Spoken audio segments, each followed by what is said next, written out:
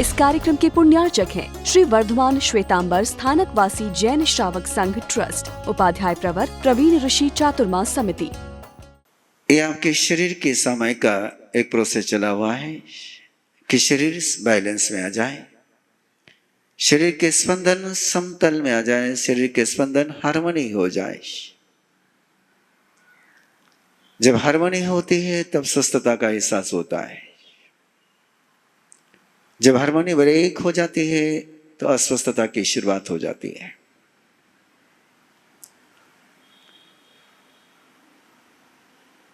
ये शरीर के स्पंदन, ये चैतन्य का, वीर्य शक्ति का स्पंदन है। वीर्य परिस्पंदनात्मिका, ये वीर्य की भाषा गई है। बिल्कुल रिलैक्स होकर के सुनते चले जाएं, अंडरस्टैंड करते चले जाएं, बिल्कुल नॉर्मल होते हुए जो प्रोसेस आपने की है उसको समझें।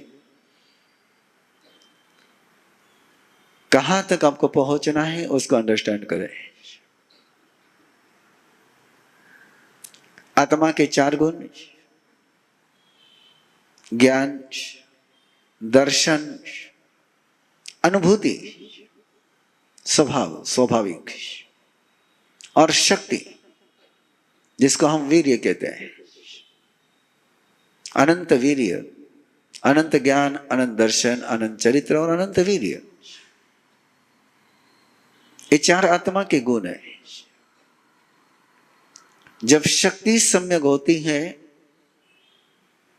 तो ज्ञान, श्रद्धा, चरित्र सम्यक होता है।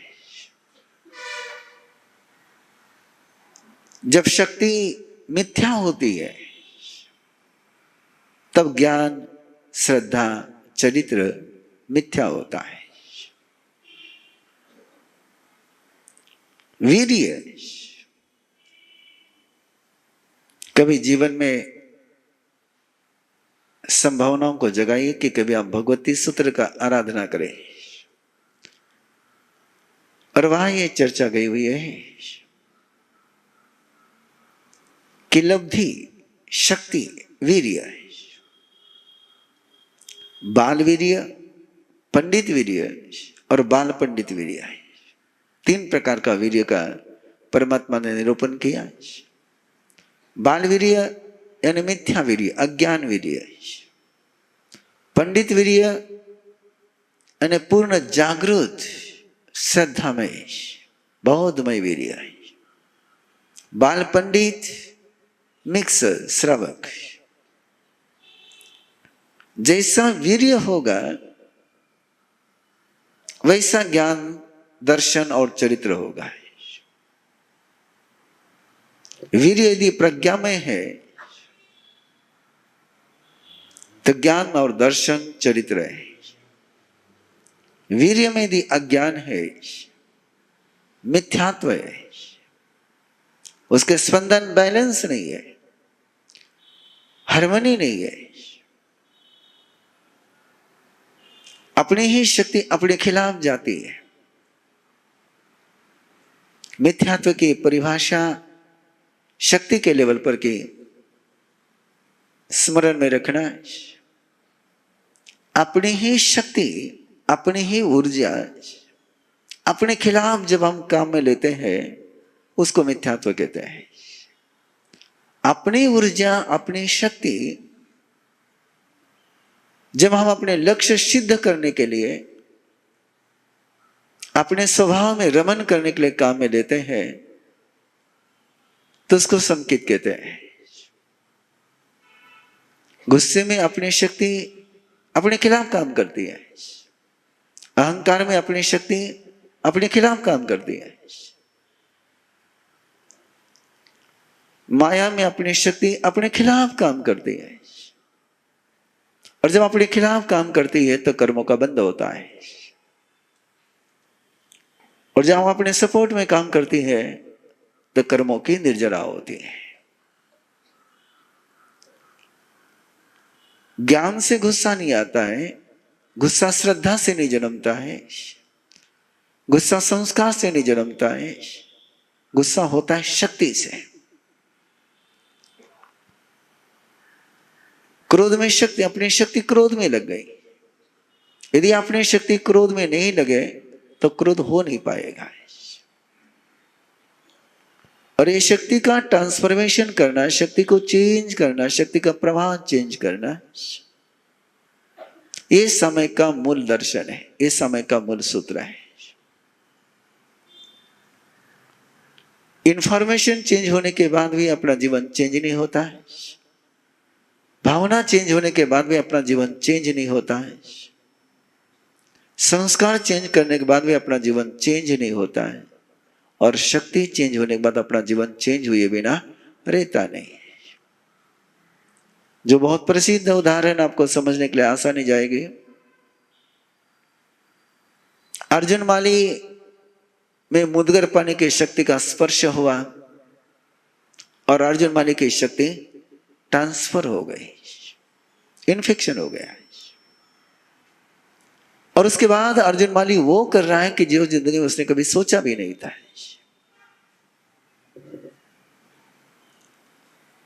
सेकंड फ्लो उसके पास आता है सुदर्शन के द्वारा, जिसको उसने बहुत पूर्वक नहीं लिया, जानते हुए नहीं लिया है। प्रसंग सारा एक बार आंखों के सामने लाइए कि सुदर्शन अपने समाधि में ध्यान में काय स्वर्ग की मुद्रा में खड़ा है और अर्जुन माली उस पर प्रहार करने के लिए, हमला करने के लिए मुद्गर लेकर के आया है और वो पास में पहुंच नहीं पा रहा है। 3.5 हाथ पर रुक गया। किसने रोका उसको? ना सुदर्शन के हाथ ने रोका है, न नजर ने रोका है, न सुदर्शन की भावना है उसको रोकने की। लेकिन जैसे वो अपनी शक्ति के प्रभाव में पहुंच गया तो उसका शक्ति का जो ऊर्जा का जो फील्ड है वो एक्सपांड हो गया है, वो फैल गया है, वो विस्तृत हो गया है। और एनर्जी का वो जो लेवल उसका घेरा बन गया, जिसको अवग्रह कहते हैं, अनुजान में माउगम, वो अवग्रह है 3.5 हाथ का है। उस अवग्रह के पास आकर के अर्जुन वाली मारना चाहता है, हमला करना चाहता है, लेकिन सामने जो शक्ति है उस शक्ति के सामने मुद्गर पानी की शक्ति प्रवेश नहीं कर पा रही। परी घोले माने, परी घोले माने, परी घोले माने। और मुद्गर पानी अर्जुन माली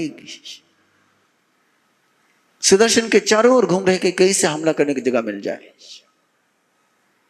लेकिन चारों ओर वही शक्ति का घेरा है और कहीं से भी हमला कर नहीं पा रहा है। तब वो सामने आकर के खड़ा है और सामने आकर के खड़ा है और केवल चेहरे को देख रहा है। और चेहरे को देखते देखते आराम से हो जाएगा आपका भी। आंखें अध खुली है, आंखें पूरी बंद नहीं है। आप यदि इस समय में आपको कहूंगा कि अध खुली आंखें रखो तो सर दर्द शुरू हो जाएगा। वो आंखें वैसी हो जाती, अनुमुंदी आंखें हो जाती है। और यही परमात्मा की काय स्वर्ग की मुद्रा है कि आंखें पूरी खुली भी नहीं है और आंखें पूरी बंद भी नहीं है। यही जिन मुद्रा है, यही काय स्वर्ग की मुद्रा है, यही ध्यान की मुद्रा है। और उस मुद्रा में जब पहुंचते हैं तब चित्त सोता भी नहीं है और भटकता भी नहीं है। नींद भी नहीं आती है और भटकाव भी नहीं आता है। आंख पूरी बंद कर ले तो मन भटकना शुरू हो जाता है, नींद आने लग जाती है। आंख पूरी खुली कर ली तो डिस्ट्रैक्शन शुरू हो गया है। लेकिन आंख यदि पूरी खुली भी नहीं है और पूरी बंद भी नहीं है मैं फिर कह रहा हूं, इस समय करोगे तो दर्द शुरू हो जाएगा, क्योंकि अंदर की पूरी बॉडी उसके लिए आपकी अब तक तैयार नहीं हुई। और सुदर्शन उस ध्यान मुद्रा में है और अर्जुन माली सामने आकर के खड़ा है और चेहरे की तरफ देख रहा है। देखते देखते आंख के पास आया है, और जैसे आंख के पास आया कि जो अंधमुदी आंखें हैं, वहां से ऊर्जा, जिसको हम कहते कि कृपा दृष्टि, उसके साथ उसका जैसा स्पर्श हो गया, मुदगर पानी की शक्ति निकल गई। अर्जुन माली नीचे गिर गया। अगले सारी प्रक्रिया आपको पता है, केवल उसका साइंस आपके सामने ओपन कर रहा हूं, जिसको आपने अननोइंगली बहुत बार महसूस किया है। क्योंकि भी आप श्रद्धेय महापुरुषों के चरणों में पहुंचते हैं और उनके जैसे दर्शन करते हैं, उनके चेहरे की तरफ देखते हैं, उनकी आंख से आंख अपने मिलती है और अननोइंगली अपने में चेंजेस हो जाते हैं। अपने भाव, अपने विचार, अपनी अनुभूति बिना सोचे चेंज हो जाती है। और वो अनुभव जहां आता है, वही साधना है, वही शक्ति है। और इसलिए उसको, वो अपनी शक्ति का जागरण, और वो शक्ति यदि अपने सम्यक हो गई तो बाकी सब सम्यक हो जाता है। तो मूलतः ये शक्ति की साधना है। अपने शक्ति को जागृत करना है, अपने शक्ति को ट्रांसफर करना है। और ट्रांसफर करने के लिए जैसे अर्जुन माली को सुदर्शन का आलंबन मिला है, हमें आलंबन लेना है। अरिहं तो महदेवो जावत जीवम सुसाहुनो गुरुनो जिन पन्न तम तत्तम ये सम्मतम मये गहीयम। मैं उस तीर्थ बनाने वाली शक्ति को ग्रहण कर रहा हूं। मुझे तीर्थ के मार्ग पर ले जाने वाली शक्ति को मैं ग्रहण कर रहा हूं। तीर्थ के मार्ग पर चलने की जो विजन है, जो फिलॉसफी, उसको मैं ग्रहण कर रहा हूं। फर्स्ट अरिहंत, सेकंड गुरु, थर्ड तत्व, इसको ग्रहण करना है। जानियम शब्द नहीं है, सध्यम शब्द नहीं है, पाठ में शब्द गहीयम है। जानने के लिए नहीं कहा गया, श्रद्धा करने के लिए नहीं कहा गया, कहा केवल इतना गया कि उसको ग्रहण करो, रिसीव करो, कंज्यूम करो, कंज्यूम करो। जैसे दूध दही को ग्रहण करता है तो दूध चेंज हो जाता है। जैसे हम किसी के गुस्से को ग्रहण करते हैं तो अपना मन चेंज हो जाता है। जैसे हम भय को ग्रहण करते हैं तो भय चेंज हो जाता है। जैसे हम वासना को ग्रहण करते हैं तो अंदर का मन चेंज हो जाता है। स्थूली भद्र रूपा कोशा के वासना को ग्रहण नहीं कर रहा है तो उसके अंदर कुछ नहीं हो रहा है। और पहले वो ग्रहण करता था तो होता था।